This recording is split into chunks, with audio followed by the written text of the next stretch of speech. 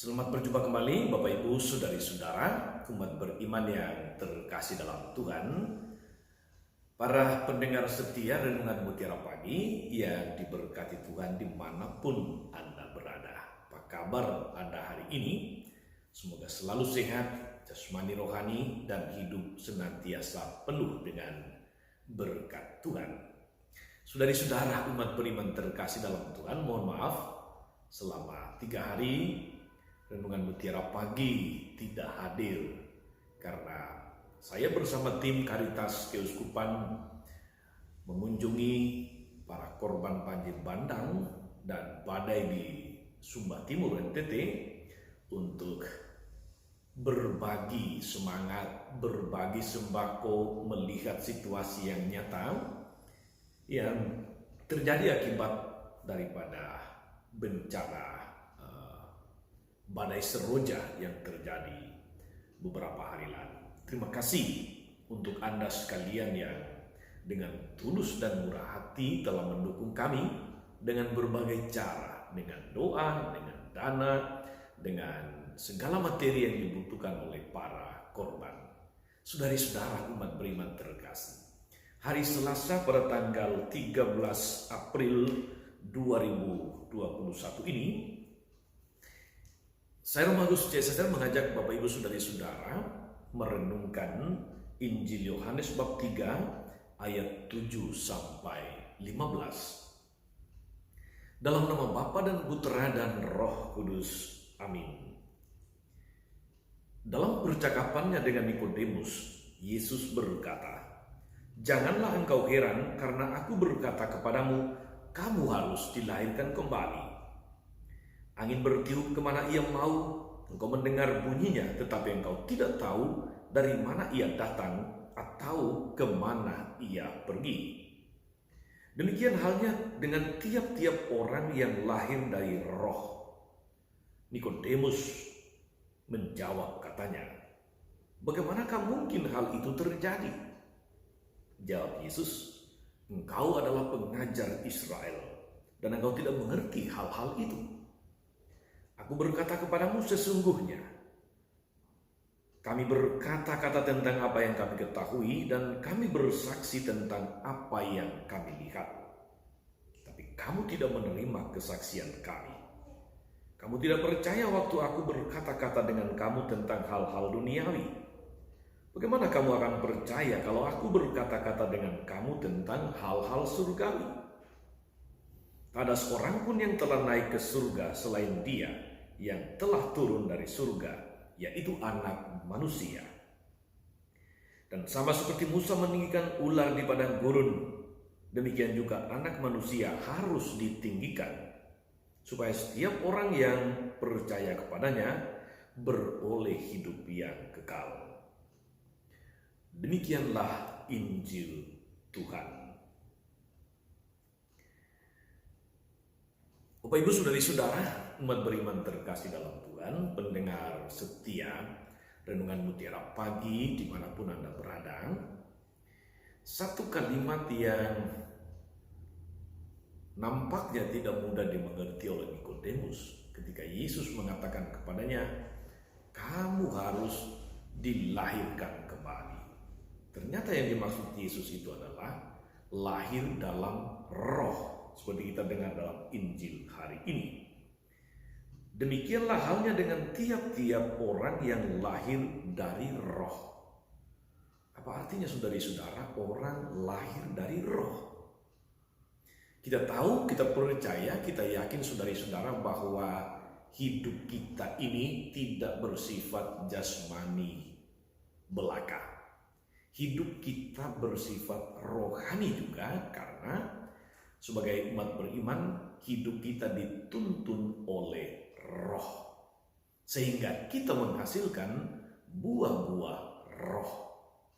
Apakah buah-buah roh itu? Sebetulnya kita sudah tahu dalam surat Rasul Paulus kepada jemaat di Galatia bab 5 ayat 22 misalnya dikatakan demikian, "Buah-buah roh ialah kasih, sukacita, damai sejahtera, kesabaran, kemurahan, kebaikan, kesetiaan, kelemah lembutan, penguasaan diri. Buah-buah roh seperti itu. Jadi hidup yang rohani, hidup yang menghasilkan buah-buah roh. Hidup yang karena dituntun oleh Roh Kudus lalu melahirkan buah-buah roh seperti yang tadi saya katakan. Kasih, sukacita, kebaikan, kelemah lembutan, penguasaan diri, kesetiaan, damai sejahtera, kesabaran, dan sebagainya. Kalau semua itu ada dalam hidup Anda, itu berarti hidup Anda, saudara-saudara, memang hidup yang dituntun oleh roh. Hidup Anda adalah hidup yang lahir dari roh, sehingga menghasilkan buah-buah roh. Saudara-saudara, umat beriman terkasih dalam Tuhan, dalam kenyataan toh kita melihat bahwa ada situasi umat beriman Kristiani, tentu tidak semua, tetapi ada banyak pengalaman, ada banyak peristiwa terjadi juga. Orang tidak mau rukun, hidup bertetangga tapi tidak saling menyapa, itu ada. Ada yang seolah-olah menu hariannya itu adalah bertengkar, selalu ribut, selalu ramai sendiri. Ada yang kalau bertemu suara selalu meninggi, volumenya atau ya tak mudah untuk selalu bersahabat dengan semua orang. Itu juga ada. Ada yang kalau bertemu selalu berteriak-teriak, tentu tanpa senyum, tentu tanpa, maksud saya tanpa ada rasa persaudaraan. Suara meninggi, intonasi tinggi, dan sebagainya. Atau bahkan kalau tidak intonasi tinggi, sebaliknya, intonasinya terlalu rendah. Karena berbisik-bisik, membicarakan orang lain.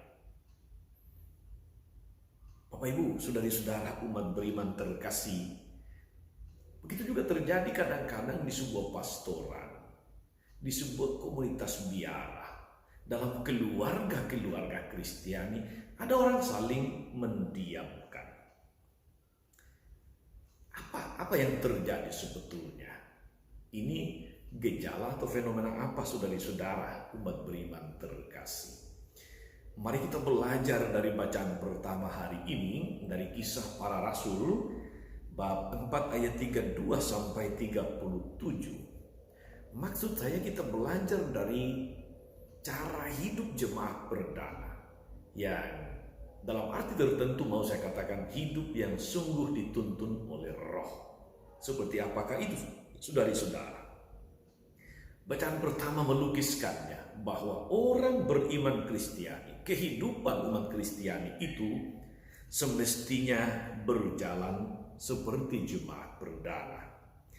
Orang-orang yang percaya kepada Tuhan mestinya sehati sejiwa, mestinya tekun berdoa, mestinya memberi kesaksian tentang Injil, kabar baik kepada orang lain. Dan yang menarik lagi, saudari-saudara, dalam bacaan pertama hari ini dikatakan demikian, tidak ada seorang pun di antara mereka yang berkekurangan. Tidak ada yang berkekurangan. Ternyata, saudari-saudaraku, umat beriman Kristiani yang baik itu adalah umat yang tidak hanya hidup rukun, tidak hanya saling berpengertian, tidak hanya dapat bekerja sama, tidak hanya berhubungan sehati sejiwa, tekun berdoa dan bersaksi, tetapi juga ini penting, memiliki solidaritas yang tinggi dalam hal harta, sedemikian rupa sehingga tidak ada orang di antara mereka yang berkekurangan. Cara hidup jemaat perdana, saudari-saudara, sungguh-sungguh merupakan cara hidup yang dituntun oleh roh. Hidup yang rohani menghasilkan buah-buah roh juga. Sebagaimana saya kutip dalam surat Paulus kepada jemaat di Galatia bab 5 ayat 22 tadi. Saudari-saudara umat beriman terkasih dalam Tuhan kita Yesus Kristus, ungkapan tidak ada orang yang berkekurangan di antara mereka jelas menunjuk tidak ada kemiskinan. Tidak ada jurang antara satu orang, satu keluarga dengan keluarga yang lain. Mengapa? Karena mereka semua sehati sejiwa, tolong-menolong, saling berbagi apa yang dimiliki sehingga semua berkekurangan. Bapak Ibu, saudari-saudara umat beriman terkasih dalam Tuhan, sekarang mari kita menengok di sekitar rumah kita, mungkin lebih luas lagi di RT, di lingkungan keluarga, di paroki kita, adakah orang-orang yang berkekurangan? Adakah orang-orang yang tidak tersapa, yang tidak tersentuh, yang tidak merasakan kasih dari kehadiran kita di tengah-tengah mereka? Terkadang saudari-saudara, kalau kita mau jujur, kita begitu royal untuk hal-hal yang bersifat, katakanlah kuliner. Kita begitu mudahnya, gampangnya mencari makanan-makanan yang enak, tinggal kita pilih tanpa memikirkan berapa harganya. Terkadang saudari-saudara, kita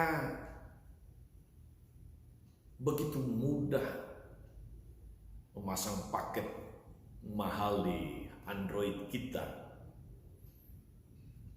paket data internet, sehingga kita tidak pernah merasa kekurangan, tidak perlu khawatir. Tapi kita juga melihat, adakah di sekitar kita saudari-saudara orang-orang yang mungkin sehari bisa makan satu kali saja sudah luar biasa. Apakah mereka ada? Adakah di antara kita orang-orang yang sungguh hidup dalam keprihatinan, hidup dari uluran tangan orang lain? Kalau kita menyebut diri kita sebagai orang Kristiani, saudari-saudara, mestinya kita menjadi pribadi-pribadi yang peduli. Mestinya kita menjadi keluarga-keluarga yang peduli, yang gampang untuk berbagi, yang merasa tidak nyaman kalau dia makan enak, saudara-saudarinya, tetangganya ada yang hidup sungguh dalam keprihatinan. Jangan sampai saudari-saudara ada kemiskinan-kemiskinan di antara kita dan kita tidak pernah merasa terganggu. Kita tidak pernah merasa tersentuh atau tersapa oleh situasi itu. Moga-moga berdasarkan atau diteguhkan, diinspirasi oleh firman Tuhan hari ini, kita mampu lahir baru dalam roh. Kita membiarkan hidup kita menjadi hidup yang rohani, hidup yang dituntun oleh roh, sehingga menghasilkan buah-buah roh dalam rupa kasih, kebaikan, kesabaran, kemurahan hati, tidak memegahkan diri, senantiasa lemah lembut, menguasai diri dan sebagainya. Selamat beraktivitas hari ini. Jadilah orang-orang atau pribadi-pribadi, keluarga-keluarga yang rohani, yang hidupnya dituntun oleh roh, yang hidupnya menghasilkan buah-buah roh. Tuhan memberkati. Maria Bunda selalu menolong, setia mendoakan kita semua. Amin. Tuhan Yesus Kristus, kami bersyukur karena begitu besar kasih-Mu kepada kami. Engkau mengajari kami hari ini melalui cara hidup Jemaat Perdana untuk menghayati hidup kami juga sebagai komunitas umat yang percaya kepada-Mu, para pengikut-Mu, supaya kami tidak hanya nyaman karena kami rajin berdoa, rajin beribadah, karena kami tidak berbuat jahat kepada orang lain, karena kami tidak pernah melupakan Engkau, tetapi kami yang senantiasa menghasilkan buah-buah dalam hidup bersama, buah-buah roh, kasih, kebaikan, kemurahan hati, kesabaran, kelemah lembutan, penguasaan diri, dan sebagainya. Tuhan mampukan kami sepanjang hari ini menjadi pribadi-pribadi yang dituntun oleh roh. Inilah ya Bapa akan hambamu, Pater Willem Wagner CSSR yang kau panggil persis 1 tahun yang lalu. Semoga pribadi Pater Wagner yang sungguh murah hati, yang senantiasa tidak pernah berhitung ketika menolong orang-orang susah, orang-orang menderita, yang senantiasa berprinsipkan, saya boleh ditipu oleh 10 orang, tapi saya tidak menolong satu di antara mereka yang sungguh membutuhkan.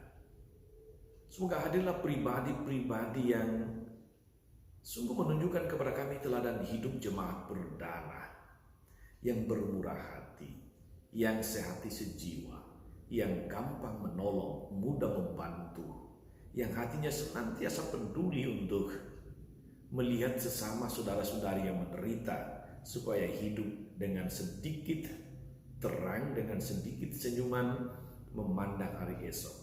Wah, melalui kami mereka merasakan kasih-Mu yang luar biasa. Tuhan, kami percayakan seluruh doa-doa kami ini kepadamu dengan pengantaran Yesus Kristus, Tuhan dan Juru Selamat kami. Amin. Saudari-saudara sekalian, berkat Allah turun atas saudari-saudara, atas mereka yang kita doakan atau kita janjikan doa, mereka yang sakit dan menderita, khususnya para korban bencana alam di beberapa bagian wilayah Indonesia, khususnya di NTT. Segala rencana, karya, dan pelayanan kami sepanjang hari ini, Bapa dan Putra dan Roh Kudus. Amin.